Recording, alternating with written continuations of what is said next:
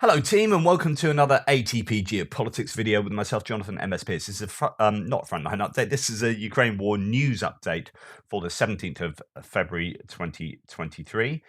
We'll go to our usual opening gambit, which is the Ukrainian release figures for the Russian losses for the day before. All the usual caveats, inaccurate propaganda.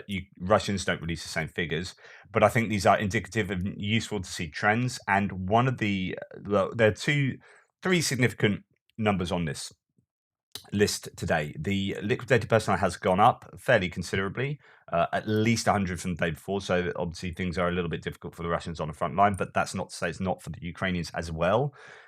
So when we see upticks in Russian losses, it could also just as equally represent upticks in Ukrainian losses as well. It just indicates that maybe there was a tough day on the front line, and there was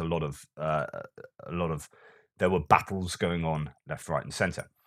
2 tanks, 3 APCs. This is a second significant number. 16 artillery systems, 1 MLRS. 16 artillery systems is a huge uptick. There are two theories here really.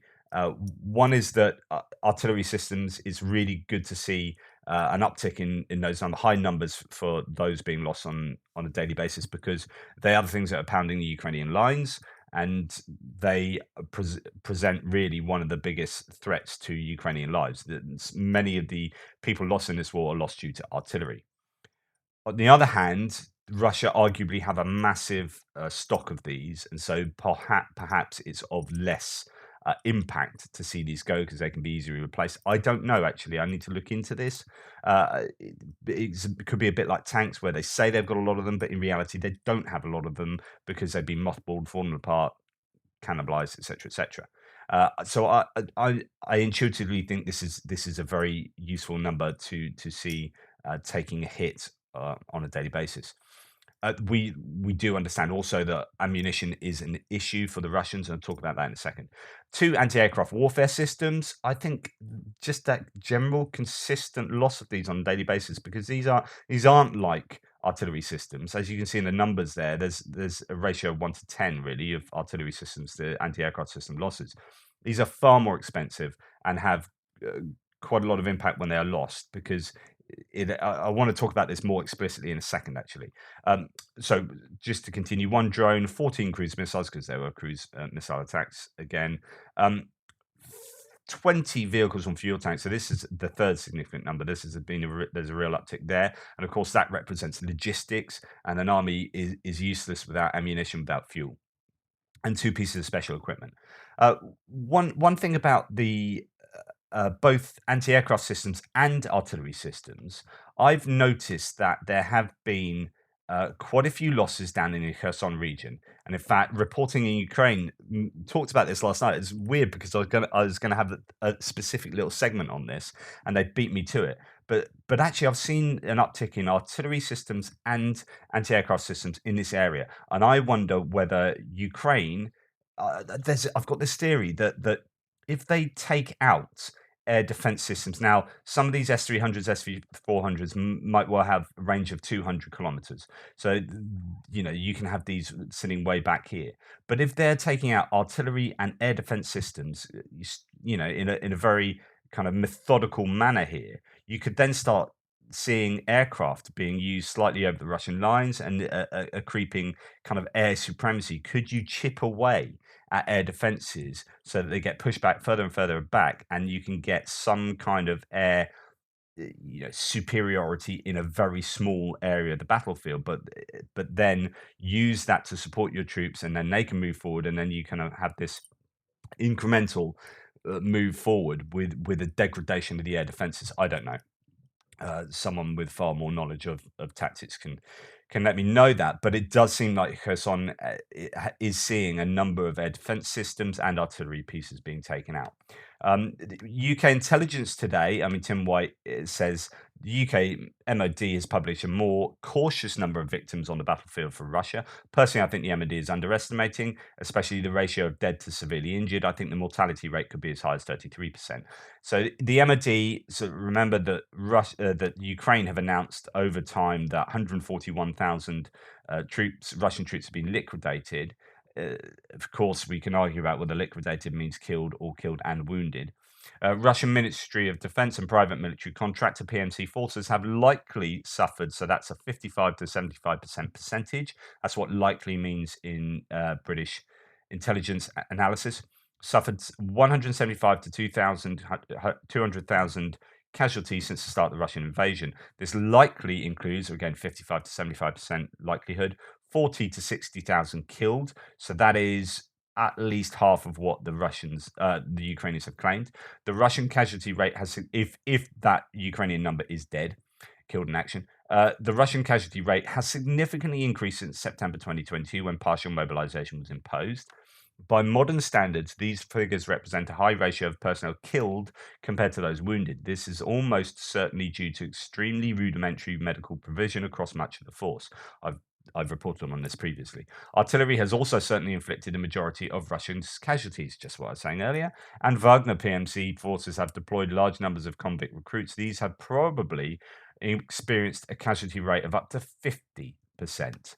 So, talking about the front lines, Serhiy Haidai has said that the number of attacks by Russians has increased in the Luhansk region quite significantly. Today is quite difficult in all directions. He said last night. The number of offensives, shelling, and aviation has increased significantly. We're going to talk a little bit about aviation in a second. Luhansk area is this one just here. So Luhansk does that basically, and comes back down there. So the Luhansk area is that Svatova to Kremina or Kupiansk to Kremina front line, and that has seen an increased number of attacks. Okay, now let's move on. In Armyansk, Chapelinka, Kalachak, and Skadovsk, explosions rang out during the day. Multiple S-300 and S-400 missile launchers were reportedly hit. So this goes back again to what I was just saying. And all those places are in this Kherson region coming down into Crimea. So you're starting to see a significant uptick in missile defense system, air defense systems taken out around there. I don't know whether that is, as I say, methodical and has some kind of operational value so that you might start seeing attacks across the Dnipro because they softened up, or you might start seeing at least aviation attacks from the Ukrainians across the Dnipro because they have significantly softened up the air defenses there over a period of time. The Russians have struck Kharkiv with S-300s. This is not unusual, but I think we're going to see a lot more of this just in general because the S-300s can't really be shot down easily by air defense. These are used in a kind of ballistic manner, and just air defenses aren't very good at shooting those down when they're used in ground-to-ground capability. They're better at shooting certain cruise missiles down, but things like the S-300s and the KH-22, which are basically supposed to be used for taking out ships, and other anti-ship missiles, the air defense systems really struggle to take out, and that is going to be a threat going forward. And Russia on fire again. A large warehouse of trucks is on fire in Russia, and it broke out at night in Magadan again. What's going on here? Is this anything to do with insurance claims, or is this kind of partisan protest activity within the Russian heartlands? Okay, according to this report, Russia might extensively use its air force, despite knowing that losses would be high. This plan is so insane and desperate that it is high probability to be actually true. Ukraine's air defense would have a field day. Okay, so this is based on, Medusa, which is an exiled Russian news source, also reports on this, but it's actually based on an important stories and iStories piece, which I'll go to. But this has a slightly better translation than the Google Translate. Until now, they were sparing it, said the ministry insider about Russia's former reluctance to use aircraft. Now they've decided to change their tactics. The same source noted that Russia's air force has a clear numerical advantage over Ukraine's, acknowledging that the new tactics will lead to the Russian planes and helicopters being, quote, shot down en masse by the Ukrainian air defense systems. The same insider said aerial warfare will still cause problems for the Ukrainian army. Right. Look at the successes in Bakhmut. How have Russia had success? Pyrrhic victories, overwhelming the enemy, taking huge losses, but gaining territory. Essentially, this is what it appears that the Russians are now advocating for the air. If this is to be taken seriously, now this is coming from anonymous sources within the Russian MOD, yeah, is this accurate? But it seems fairly plausible.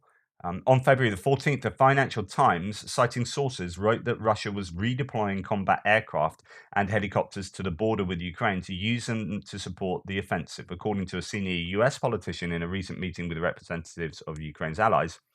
US Secretary of Defense Lloyd Austin said that Russian aviation still poses a serious threat. Quote, the Russian ground forces are very depleted. This is a main indicator that they will start using aviation, the source told the FT. According to him, Ukraine should receive as many air defense systems and shells for them as possible. And this is the idea that indeed they are looking at taking on the Ukrainian forces from the air in a much more concerted effort. And it looks like it will be some kind of Pyrrhic victory. They do have the advantage in numbers with aircraft, but the Ukrainian air defense system is a network is now better than it's been since the beginning of the war. I mean, they've been consistently given air defense pieces of equipment, whilst some has been degraded through losses. Generally, they have much better equipment than they had previously.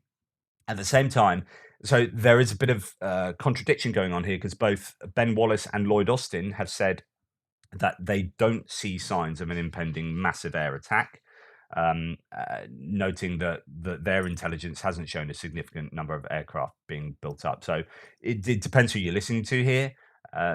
Just to go on though, a military expert Jan Matveev believes that it's precisely the lack of pilots that does not allow the Russian army to use aviation more than it does now. So basically, the Russian aviation has been, or Russian Air Force has been very cautious. They haven't committed. As soon as they lost a few, they pulled back.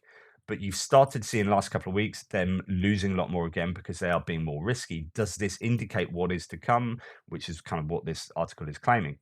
Quote, back in March last year, there was information that undertrained cadets were being put on planes. It is possible that since then the VKS, the Russian Air Force, have stepped up training, and after 11 months they are able to urgently complete the training of a large batch of crews, but knowing the effectiveness of the Russian army and government, this is doubtful, says Matveev. A British intelligence notes that the number of aircraft used by the Russian army has not changed significantly since summer. Recently, there have been fewer flights for several weeks, but over the past week, and this is what I've been saying, the use of aviation has returned to its previous level. The report says that most likely Russia will not conduct large scale operations in the sky, as this will lead to heavy losses. Well, this article is saying, although the UK intelligence might say that because they may be kind of projecting their own cautious, like strategic minds saying, well, look, we wouldn't do that because we wouldn't just throw aircraft and lose them in the hope of getting an aviation Pyrrhic victory. The Russians have done this on the ground. So what's to say they won't do it in the air? So I don't know. Who knows? There are arguments going kind of both ways here, but this report is at least saying the Russians appear to be preparing to take Pyrrhic victories in the air in order to make those gains that maybe politically they have been pressured to make. Russia's MOD has just leaked to the press that the Russian Air Force will fly into Ukraine again. So this is the same kind of quote, but just to say that Thomas Tyner here says that they stopped that last March because 40-year-old S-300s and Buks shot down 5 to 6 Russian fighters a day. Now, with NASAMS 2, Patriot, SAMP-T, and IRIS-T, they are eager for the Russians to be truly that done. So this is the idea that, yeah, okay, if that leak is true, then these air systems are way better, or at least as good as the S-300s, arguably way better, and it's only the S-400s that may have this kind of capability. If the Russians are deciding to do that, that may be a little short-sighted. Okay, there is increasingly reports of regular Russian forces refusing to supply ammunition to Wagner. There is also reports that Wagner are being replaced by regular Russian army around Bakhmut. And to just add to this, so the meat on the bone, some evidence, we've got Wagner mercenaries here actually calling for help, complaining that they lack artillery shells and aren't supplied anymore. Indeed, I think there was a photo shoot of Prigozhin giving over like ammunition or something like that, or getting involved. I can't remember. I'd have to look into that. But yeah, so Wagner are complaining they're not getting ammunition. Is this because there is just a lack of ammunition on the Russian side, or is this another example of how the regular Russian army are trying to kind of sideline Wagner? No, we're not going to give you stuff. You're going to fail, and we're taking over. Thank you very much. And they're being pushed aside in favor of the regular Russian troops. Okay, a huge column of Russian trucks. I haven't heard anything else about this. I want to know a little bit more about this. But apparently, a huge column of Russian trucks is moving in the occupied south of Ukraine. A former mayoral advisor to Mariupol posted these photos. He claims almost the whole 80 kilometers between Mariupol and Berdyansk is solid with these KAMAZ military lorries. So you can see. I mean, this is a picture. This is a picture from somewhere. It does seem like it's this time of year, and that would indicate that something funky is going on. This is a whole load of logistics going from Mariupol to Berdyansk. What for? What are they planning? Is it defensive posturing? Is it offensive posturing, or getting ready for some kind of up and coming offensive? On the political front, I find this interesting. So Keir Starmer, some of you might not find it interesting not being British, but actually it does represent a unity. So Keir Starmer, who's the opposition leader, possibly fairly likely to be the next PM. I don't. Looking at the polls, I mean, we're still a year and a half away from a general election here, but the Conservatives have absolutely tanked as a result of well, basically since Boris Johnson. There's you had Liz Truss, Rishi Sunak. They're deeply unpopular leaders personally still amongst the whole public, but also there's been scandal after scandal, and yeah, there were really failed economic, very unpopular economic decisions they were trying to make. It all went wrong. Whether Rishi Sunak can right the ship, I don't know. And there are lots of other variables to consider, like Scotland used to be a Labour heartland, and now they don't really have any MPs that they can get up there. They'd need to go into coalition probably to win, unless they get an outright massive landslide, which could happen. But point of me giving you all that context is this guy could be the next PM. Now, if he's the next PM and the Ukraine war is still going on, so a year's time, if that's still going on, what's his position? Well, actually, he's rather than look at what the present government is doing and say, I want to do the opposite of that, which is kind of what a lot of political people around the world do. Keir Starmer said, and I don't know whether he's looked at the polling and thought that actually the British are really overwhelmingly in support of Ukraine, so therefore it'd be stupid for me to go against that, or whether it's his own moral compass, or both. Keir Starmer visited Kiev today, so he went to Kiev, met with President Zelensky. So that's a pretty big thing to do. He's laying it on the line. He's laying it down there. Visited the scene of the brutal murder of civilians by Russian forces in Bucha. He told me he'd reassured Zelensky UK policy on Ukraine would remain unchanged if he becomes PM next year. The other thing to add to this is in the context of him barring Jeremy Corbyn, who was a previous leader who was much more left wing. Keir Starmer's much more of a centrist. Jeremy Corbyn, who's kind of a pacifist, much further to the left, leader of the Labour Party, previous leader. But then there was this trouble with anti-Semitism, and although that was stoked by the Tories to a large degree, Keir Starmer's come in and said, right, we want to wipe that out. So he's barred Jeremy Corbyn from, running as a Labour candidate, and he's gone to Ukraine at the same time, which is kind of to say to the far left of the party, no, we're not having that. We're doing this, which you might be a bit of a problem for trying to get re-elected, because if you're going to alienate the far left of the party, they're going to go and vote for the Green Party or someone else. And actually, they still need them to get voted in. So, there's some interesting politics to be done there. But it's fascinating that was done pretty much at the same time, getting rid of Jeremy Corbyn and going to Kiev to signal support for the war, or support for Ukraine. Sorry. So this is another defenestration example. That's definitely a wig going on there. Russia, Marina Yankina, head of finance for the Western Military District in the Defense Ministry, has been assassinated by defenestration. That's been thrown out of a window or accidentally falling out of a window. In St. Petersburg, General Gerasimov embezzled millions in this district and is likely eliminating witnesses. Obviously, that's hugely speculative, but someone's wanted her dead, and that's as good a candidate as any. Um, Good to see Zelensky being interviewed here on the BBC.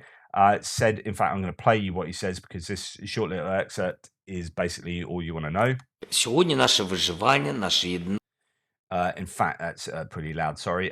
But actually, I'll read it out as well. So today, our survival and unity is the sole goal. We're moving towards Europe. He says, Ukraine chose this path. We can't lose it.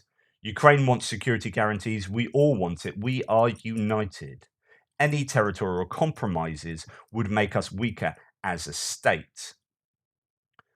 So this is about compromises. It's not about compromise itself. Why would we fear that? There are millions of compromises in life. The question is, with whom? Compromise with Putin? No, because there's no trust.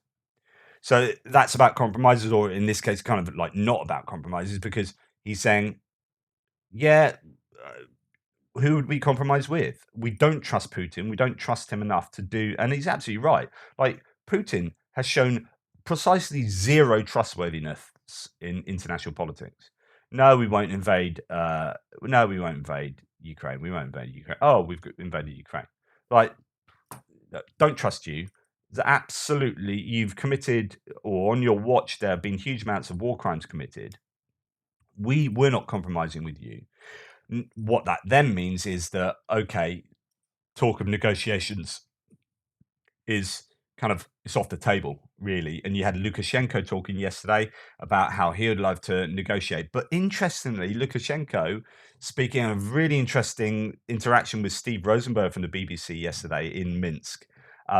Well worth looking at. But he was like, yeah, no, Joe Biden's going to be in Warsaw. I'm going to bring him over and I'll get the president of Russia and I will get them to sit down and talk about this.